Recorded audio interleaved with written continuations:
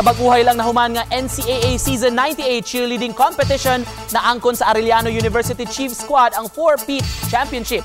Ani ang report ni Mark Reggie Abella.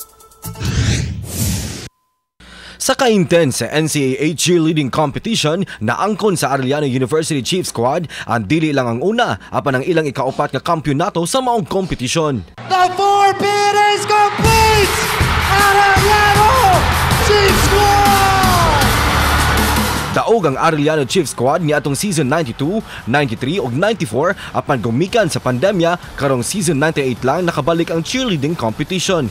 Wala mo kumpiyansa si Coach Lucky aron ilang maangkon ang kadaugan apan sa dihang nakita niyang limpyo ug nindot ang routine sa Arellano Chiefsquad, mas nidako iyang paglaom nga maangkon ang kadaugan. Hindi naman ako nag-expect palagi. I'm expecting lang palagi sa performance ng bata ko. Then the afternoon, lahat naman kami gusto manalo. Then after na makapag-perform kami ng ayos, then we expect naman.